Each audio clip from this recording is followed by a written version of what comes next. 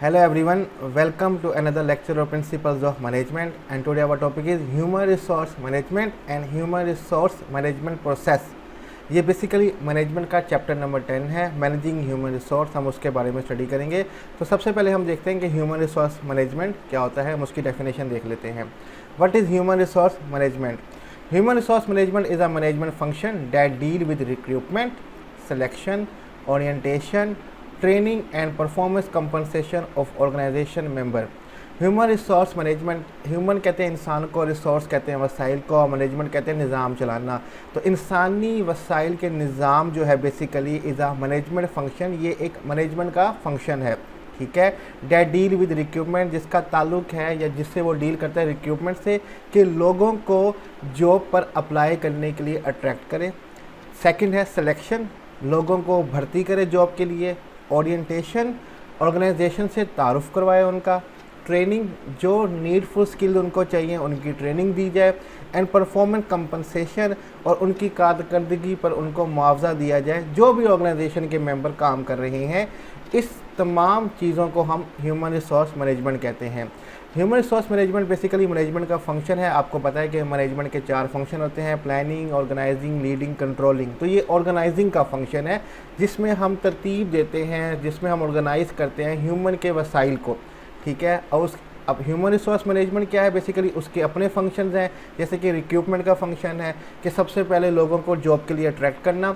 Second selection, लोग जब apply करेंगे उनमें से सिलेक्ट करना। ओरिएंटेशन, जैसे सिलेक्शन हो जाएगी फिर उनकी ओरिएंटेशन करवाना, मीन्स ऑर्गेनाइजेशन से तारुफ करवाना और अपने काम से तारुफ करवाना। फिर उनकी ट्रेनिंग करवाना, और फिर जो उनकी कारकर्दगी पे होगी उस पर उनको मुआवजा देना। ये HRM का काम होता है। Human resource management include job analysis, planning personal need, recruiting the right people for the job, orienting, training, managing wages, salaries, provide benefit and incentive. Human resource management जो है ये बेसिकली, इसका आप आगे जाके अलग सब्जेक्ट भी स्टडी करेंगे। ये इसमें इंक्लूड होता है जॉब एनालिसिस, कि जॉब का तज्जिया किया जाए। अब जॉब का तज्जिया करना इसलिए ज़रूरी है कि हमें पता चले कि जॉब में क्या क्या एक्टिविटीज़ परफॉर्म करनी पड़ेंगी। तो इसके लिए हमें कौन कौन से लोग हायर करने पड़ेंगे, किस स्पेशलिटी के लोग हमें चाहिए। तो जॉब एनालिसिस बड़ा ज़रूरी है। प्लानिंग पर्सनल नीड, जो भी किसी की ज़ाती ज़रूरियात हैं काम को करने के लिए, वो उनकी नीड पूरी की जाए, ये भी HRM में इंक्लूड हो जाता है। Recruiting the right people for the job, recruit करना, रिक्रूट के 2 मतलब हैं। एक है लोगों को अट्रैक्ट करना जॉब के लिए, दूसरा अगर उर्दू में आप चेक करेंगे तो भर्ती करना भी आ जाता है। मीन्स कि सही लोगों को जॉब के लिए रिक्रूट करना, अट्रैक्ट करना और आगे उनको भर्ती करना, सही लोगों को। ये ना हो कि आप इस तरह से एडवर्टाइजमेंट दे के हर कोई अप्लाई करता है। फिर जैसे कि जॉब्स आती हैं अकाउंटेंट की जॉब के लिए, वो अक्सर कहते हैं कि MCOM या MBA बैंकिंग फाइनेंस वाले लोग चाहिए हमें। अब उसमें मार्केटिंग और HRM वाले अप्लाई नहीं कर सकते, ठीक है। तो इसी तरह से हमें रिक्रूटिंग करनी है कि सही लोग जो हैं वो जॉब के लिए हैं। ओरिएंटिंग, उनका तारुफ करवाना, ट्रेनिंग, उनकी तरबियत करना। Managing wages, salaries, provide benefits and incentive, जो भी दिहाड़ी हैं लोगों की, मज़दूरों की, उनको वेजेस कहा जाता है, उसको मैनेज करना। जो टेबल वर्क करते हैं, ठीक है, उनकी सैलरी तनख्वाह को मैनेज करना। और जो भी बेनिफिट्स या इंसेंटिव जो हैं, एक्स्ट्रा बेनिफिट जो उनको देने हैं, वो सारे प्रोवाइड करना। ये ह्यूमन रिसोर्स मैनेजमेंट का काम होता है। तो यहाँ पे हमारा ह्यूमन रिसोर्स मैनेजमेंट क्या है, उसकी डेफिनेशन और थोड़ा सा जो तारुफ है वो कंप्लीट होता है। नेक्स्ट हमारे पास है ह्यूमन रिसोर्स प्रोसेस। ये जो ह्यूमन रिसोर्स का प्रोसेस है, अमल है, इसकी तरतीब किस तरह से, वो हमने एक डायग्राम में समझाने की कोशिश की है। जिसमें सबसे पहले आप डायग्राम में देख सकते हैं कि फर्स्ट स्टेप जो है वो है ह्यूमन रिसोर्स प्लानिंग, कि हमें ह्यूमन इंसानों के वसाइल को जमा करने की प्लानिंग करनी है। इसमें हमें जॉब एनालिसिस करना होता है, मीन्स के जॉब का तज्जिया करना होता है। उसकी बुनियाद पर हमें पता चलता है कि इस जॉब की क्या क्या ड्यूटीज़ हैं और इसके लिए किन किन लोगों को हमने भर्ती करना है, और हर जॉब के लिए कितना हमने मुआवजा रखना है। पहले ये प्लानिंग कर लेते हैं। जब ये प्लानिंग हो जाती है, हमें जॉब की ड्यूटीज़ वगैरह पता चल जाती है कि इन लोगों को हमने हायर करना है। फिर हम रिक्रूटमेंट का प्रोसेस स्टार्ट करते हैं कि लोगों को जॉब के लिए अप्लाई करने के लिए अट्रैक्ट करें, ठीक है। यहाँ पे आप देख सकते हैं एक डिक्रूटमेंट का भी यहाँ पे लिखा हुआ है। डिक्रूटमेंट होता है लोगों को जॉब से निकाल देना। अगर हमने जॉब का तज्जिया किया, कोई गलत शख्स को हमने पहले से हायर किया हुआ था जो कि हमारे काम के लिए ठीक नहीं था, तो हम उनको निकाल भी सकते हैं, रिक्रूटमेंट भी कर सकते हैं। रिक्रूटमेंट, जब हम लोगों को अट्रैक्ट करते हैं कि जॉब के लिए अप्लाई करें। नेक्स्ट हमारे पास है सिलेक्शन, ठीक है, उनको भर्ती करना, उनको जॉब के लिए सिलेक्ट करना। इनकी पूरी डिटेल हम अलग जाके स्टडी भी करेंगे।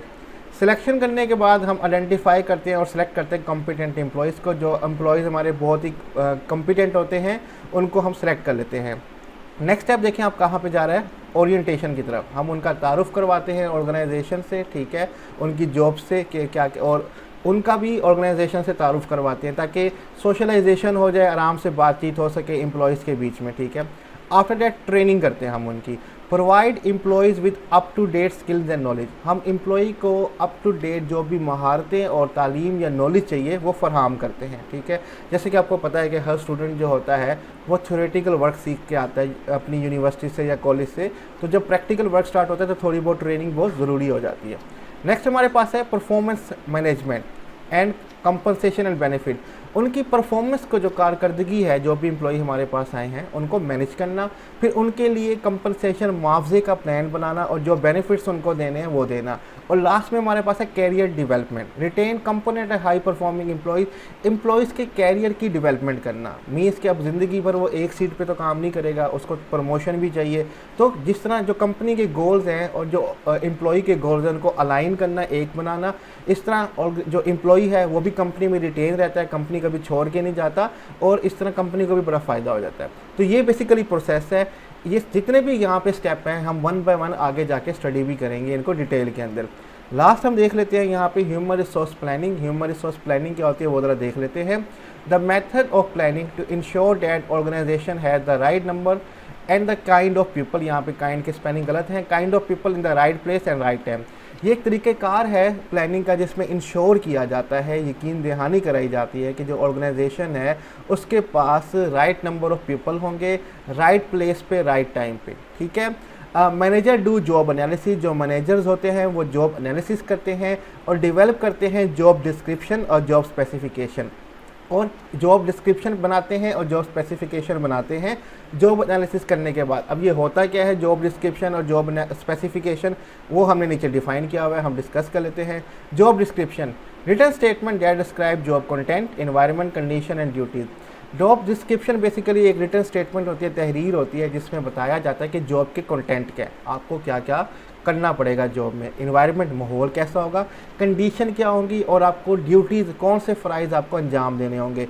तो ये जब भी कहीं पे भी किसी भी कंपनी की जॉब्स आती हैं तो उसमें जॉब डिस्क्रिप्शन देना ज़रूरी होता है ताकि अप्लाई करने से पहले आपको पता हो कि क्या ड्यूटीज़, क्या इन्वायरमेंट, क्या कंडीशन होगा। तो अगर सूटेबल है तो कैंडिडेट अप्लाई करे, वरना जॉब के लिए अप्लाई ही ना करे। सेकेंड स्टेटमेंट है हमारे पास जॉब स्पेसिफिकेशन, ठीक है। Describe minimum qualification, experience, skill required for the job.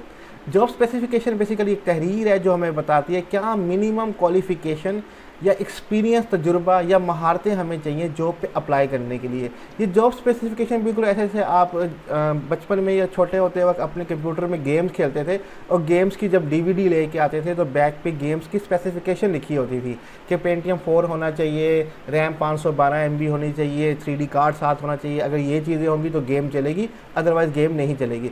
इसी तरह कैंडिडेट जो जॉब के लिए अप्लाई कर रहा है, ये क्वालिफ़िकेशन, ये तजुर्बा या ये महारतें उसके पास हैं, तब भी वो अप्लाई कर सकता है, अदरवाइज़ उसकी एप्लीकेशन जो है वो हम रिजेक्ट कर देंगे। तो यहाँ पे आज का जो टॉपिक है वो अपना वाइंड अप करते हैं। हमने जस्ट स्टडी किया कि सबसे पहले ह्यूमन रिसोर्स मैनेजमेंट होता है क्या है।